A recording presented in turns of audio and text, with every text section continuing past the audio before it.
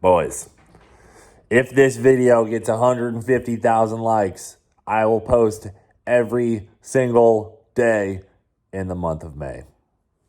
150,000 likes. Holly, 150,000 likes. Are you going to like the video? Skip, are you going to like the video? Also, guys, Freedom Factory merch has been restocked on the website. Go check it out. You know, you failed once, just to point that out. Yeah, I did get stuck on this jump before. Yeah, but you were on the brakes. This time, I think you'll be on the gas. How fast do you think I got to go? At least 30. Really? That's fast. Yeah, I mean, you got to ask yourself, do you sit to pee? No, I don't. Well, there you go. The answer is answered. We were talking like 30 mile an hour. 32 mile an hour will definitely do it. Yeah.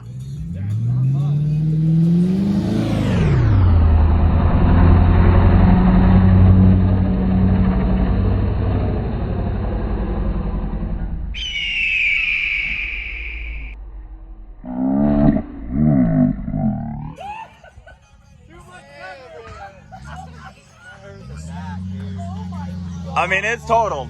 I think I made it. Yeah, you probably could have done that with a little less mile an hour. I didn't want to come out short. Yeah, you didn't. How far did I go? Pretty far. You landed like over here. Yeah, you broke the radiator. And I think something else. I think you broke the rear end also, like a shock or something. Sorry, Adam. Yeah. They made it great. I didn't realize it had so much speed. God, she really booted me. This side is what you broke. Look at the difference. I think you tucked it a good bit. All right. All right, well, you want to watch the video? Radiator's definitely broken. The radiator. Look in the front. Look in the grill. Oh, the radiator support broke. It's always nice when you can just leave something like this at Justin's. Yeah, you know, he left his truck at the Freedom Factory. It's been there for months. Yep. So I'll just leave this here. Yep, it happens. Hell yeah, brother. You're on the Cleetus McFarland YouTube channel. What's going on, guys? Today we got some interesting shop action going for you, and I wanted to start off by talking about our boy Leroy, who people have been asking about. You know, where the hell's Leroy been? Before we get into toast, for starters, here's a couple things you need to see on our boy Leroy. This is a torque tube snapped on the end. This is his transmission, and it has something broken. It's locked up right there. The heck, James? Yeah, I mean, I would beat you fair and square either way. I know. Yeah, I broke a transmission, a torque tube, and lost in a race. It looks like Kyle broke an axle. So we just are waiting on some parts. We're getting an aftermarket torque tube for this thing from RPM Transmissions. We've always run a stock torque tube. It's never ever broken except for when we had the bolts back out on race week. But at this point, guys, we're like, hell, we might as well just get a stronger torque tube, because if we want to turn the car up, we want to make some serious sauce, we might as well upgrade it. So that's your update on Leroy. Parts coming. We're going to get him back up and going as soon as we can. Over here, our boy Toast. James, what's up with this melted fender, dude? How the frick did that happen? Toasted, dude. It literally got toasted. So Exhaust. yeah, you can still see we have the duct tape on the exhaust. This thing is right off the boat from Australia. We just rolled it back here, and what we're going to be doing today is pulling an engine out, because we have a brand new blueprint engine that's going in it today. So want to tell you guys all about that. We'll pop the lid off of this thing, check it out. Not only that, dude, we got blower shop parts. Oh, yeah. So we got a lot of good stuff here. The blower shop, blueprint engines, guys. It's gonna be a freaking good day. I think I'm interested to see how you guys feel about the new engine, because it's definitely different, but I think you guys will understand why we had to do what we had to do. Need a bigger hammer, I think. Hell yeah. Oh yeah. Dun, dun, dun. Come on, baby. Let's see what we got. Look at that. Look at the zip tie cover, dude. That's how you know they're car guys. Yeah, brother. Fully bagged. Ooh, Damn. look at them valve cover spacers on that God rig, dude. dang. What? Oh, they got spacers on there? Yeah. What do they do that for? Clear the rockers. Like a It's probably larger- got- it either has shaft mounts or it's got a girdle on the. Oh, yeah. The Polylocks. valve train. A polylock girdle. Keeps the valve train from moving around. We had that problem on Mr. Toast. So So they probably said, hell, let's put a girdle on it for them. Okay, guys, so you're probably wondering, what did we do different? Well, I'm here to tell you that we have changed from the almighty American 632, and we have gone down to a 540 cubic inch engine. And I think the best thing here is for me to hand it over to James to explain exactly why we went down in displacement versus keeping our gigantic 632 in this thing. Look at that, it's even got tie bar lifters, everything like that. Dude, this thing's good push rods in it. Yeah, It's got a fancy balance around.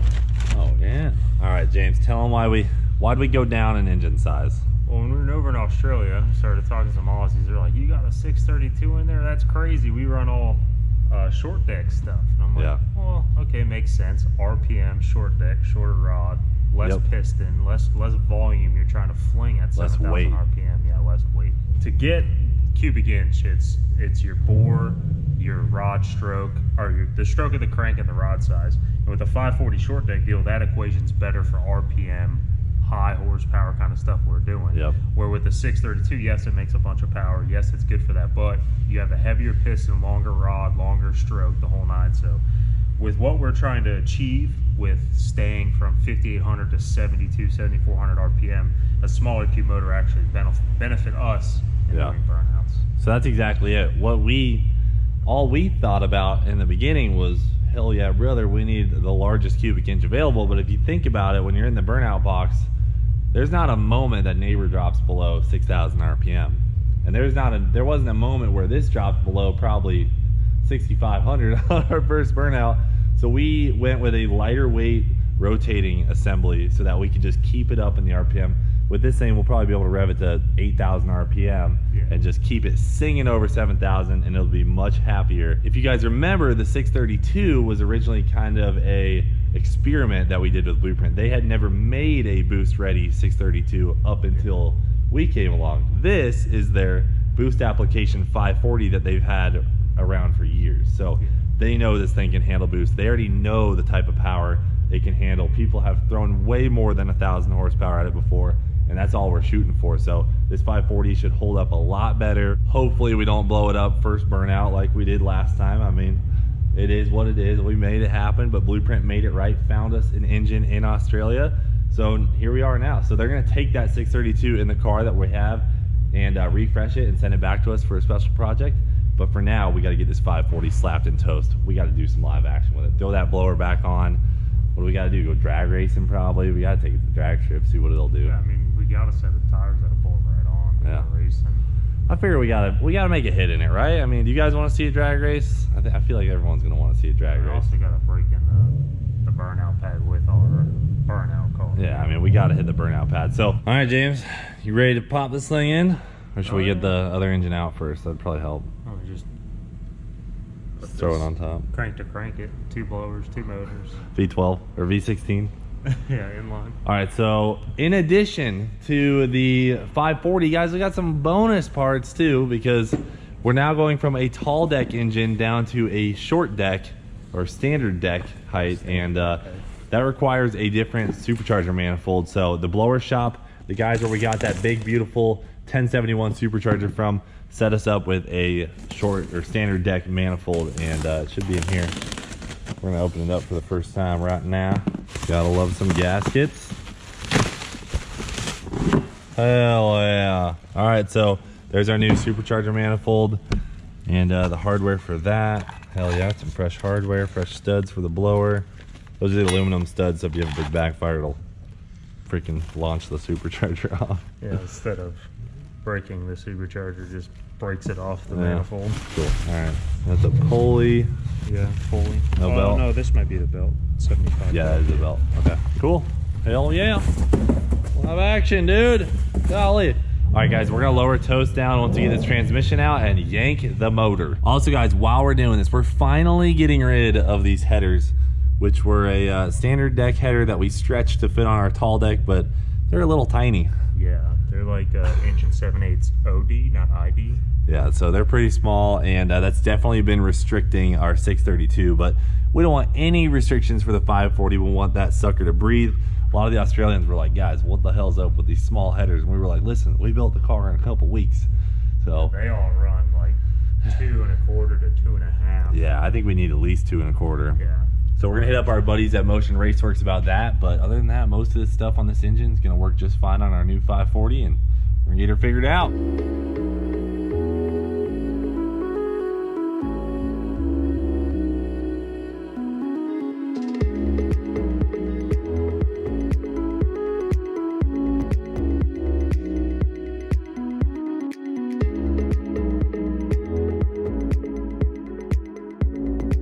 Well, folks, we got down to just the manifold pretty quick, but we have found ourselves a problem. We probably didn't notice this when the first engine blew up, but there is a gigantic spot missing from like the little Teflon edges of one of our rotors in the blower. I don't know how big of a deal that is. You can see that one got hit too, but I think the rest of them look pretty good. But I'm gonna send a picture to the blower shop and we're gonna see what they say. We might just have to send this thing out and get it fixed up. Dang it, brother, our bald eagles are escaping. Done nicked up our bald eagle beak, dude. God dang. The Australian radiator water is out. We are actually already at the point where we might just yank this out. Are we gonna pull the manifold off before we? I'll just pick it up out of the manifold. All right, guys, throw the hook right on that thing. Snaps, drops all 632 cubic inches. But we're about there, folks. We're about there. Headers are off. Getting after it. Ow. All right, are you ready? It's done. You gotta get just tension off and take the motor mount bolts out. Ah. I was getting ahead of I was getting excited. I just wanted a video, you know. And boys, it's the last time you'll see the old 632 in toast.